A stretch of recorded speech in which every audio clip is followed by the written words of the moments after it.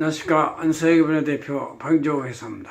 오늘 160강은 최저임금 인상에 따라서 연동되는 4대 보험 부담, 또 이 4대 보험 가입 대상자가 적용 대상이 아닌 사람들의 구분에 대해서 한번 말하겠습니다. 자, 오늘 3월 말주 이제 마지막 우리 회계감사 보고서하고 세무조정 신고서와 같이 1년간의 결산이 마감이 돼서 신고가 되는 그 말주입니다.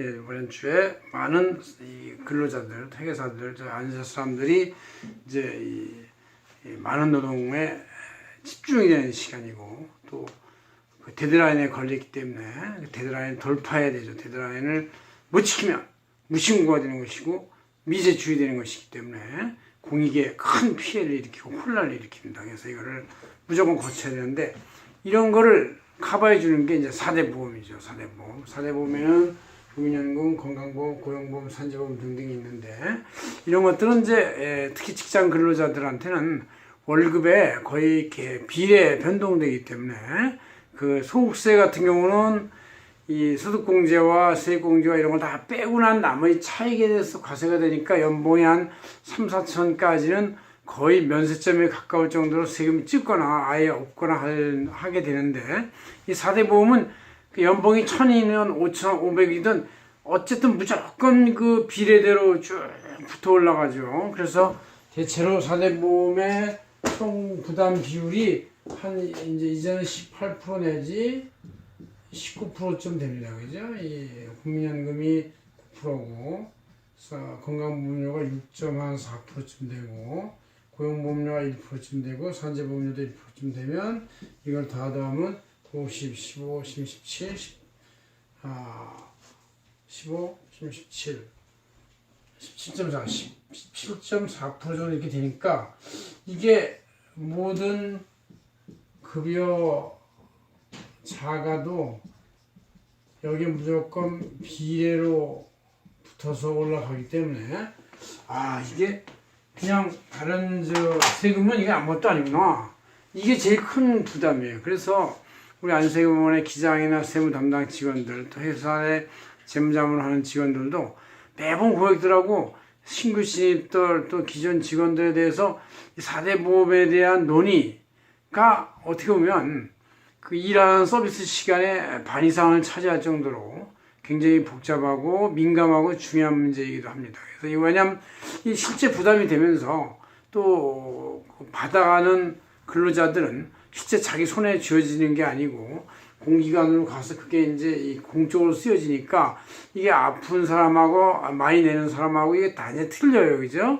이 국민연금에 자기가 저축하는 걸 대충 받아간다고 치지만, 건강보험, 고용보험, 산재보험은 실질적으로 내는 사람 따로 있고 혜택 받는 사람 따로 있어요. 이게 왜냐면 시기, 이 나이 차이, 뭐 건강 차이, 뭐 이런 것들이 있죠. 그러니까 젊을 때는 내기만 하고 나이 들어서는 이제 혜택 받기만 하고 이런 식의 개념이 진행이 되기 때문에, 이게 세대 간 갈등과 격차와 여러 가지 복잡한 문제의 원인이 이 4대 보험이다, 이런 얘기죠. 그래서 4대 보험이 좀 더 합리적으로 개선이 돼서 응능 부담의 원칙과 어느 정도의 비례 원칙에 의해서 좀 갔으면은 이런 것에 대한 그 반감이 적지 않겠냐, 이렇게 생각이 됩니다. 그래서 개선을 하는 당국자들은 철저히 합리적 개선이 돼야 되겠다, 그런 얘기죠. 자, 이거 한번 자세히 가입 대상자하고 안 가입 대상자의, 미가입 대상자의 그 구분 한번 보겠습니다. 국민연금은 내국인 근로자, 외국인 근로자 이런 사람들, 취업자들한테 이제 다 적용되는데, 오늘 이제 저희들 안세재경전을 이번 주 3월 27일주, 그러니까 3월 말주죠. 말주에 잘 표시가 되어 있습니다. 한번 보시면 되겠습니다. 표지에 나와 있어요. 자, 이렇게 이제 근로자들이 무조건, 외국인도 내국 기업의 근로자를 취업하면 금연금을 내야 돼요. 나중에 받아가죠. 나중에 출국 시 받아감, 일시불로 받아가죠. 일시불로. 출국 시 일시 받아감. 근데 적용 외의 대상이 된다. 이것은 이제 관리가 좀 복잡하거나 아니면 그래야 필요성까지 느끼지 않는, 의무를 느끼지 않는 경우인데, 60세 이상은 이미 이제 가입 탈퇴가 돼야죠. 이제 혜택을 받는 나이가 65살부터인가 이렇게 돼 있는데, 이렇게 60세 이상, 또 법인 비상근인사로서 비급여 대상자, 이게 사회이사 같은 경우 중에서 이제 비상근인 경우 이제 공훈료로 나가는 경우도 있어요. 그럴 때는 이제 이게 해당이 안 되고, 1개월 미만의 일용 근로자, 1개월 미만이면 그거 참 내기도 하고 뭐 안 내기도 뭐하고 또 월 60시간이니까 하루에 20일로 치면 하루에 3시간 정도의 단기 시가 근로자 이런 분들도 국민연금으로 보호할 정도는 아니다 이렇게 생각이 되고 다른 식으로 해라 그런 얘기죠.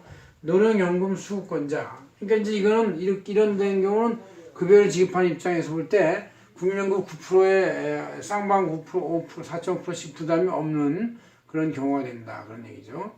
건강보험도 이제 쌍방 합해서 6.4%를 한 일방이 3.2%씩 내는데 직장 가입자, 근로자, 사용자는 무조건 내야 되고 사용자도 이건 무조건 내야 되는 것이고 지역가입자는 지역에서 부과된다. 소득이나 재산, 또 자동차 보유 여부에 따라서.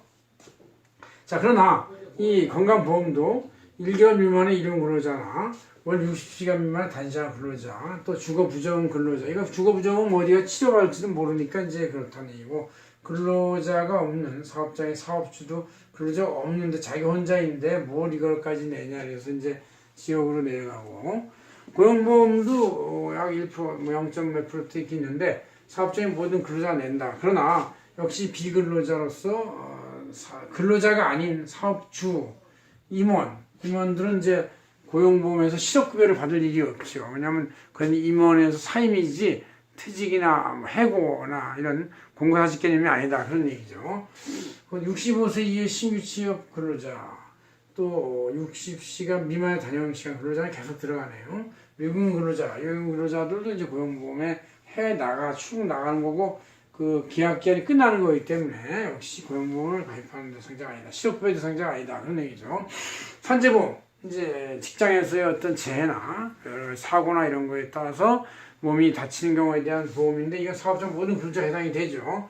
위험한 사업장만이 되는 게 아니라 위험하지 않은 사업장이 뭐 별로 있겠냐만 뭐 하여튼 있을 수 있어요. 그렇지만 그건 다 내는 것이죠.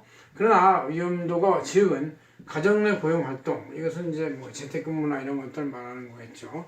농업업동의 5인 미만 사업 이건 너무 영세해서 이걸 처리할 여력도 없는 것일 수도 있고 그다음 공무원 연금, 국민연금, 산원법, 사회복지교육같이 다른 별도의 법에 의해서 재해보상이 되는 사람들도 산재보험을 낼 필요가 없다 이렇게 돼 있습니다. 그래서 우리가 월급에 대해서 무조건 붙는 즉 세금보다도 훨씬 더 부담이 크고 또 실제 중산층 이하의 근로자들한테는 훨씬 더 부담이 세게 느껴지고 또 이분들을 고용하는 고용주나 사업주 입장에서 볼 때 부담이 직접적으로 느껴지는 이 사대보험에 대해서는 여러분들이 이 대상자나 안 되는 대상자 이걸 정확히 따져가지고 그 부담이 최소화되고 합법적으로 될 수 있도록 주의문을 기울이면 되겠다 그런 얘기입니다. 고맙습니다. 박인종 회사였습니다.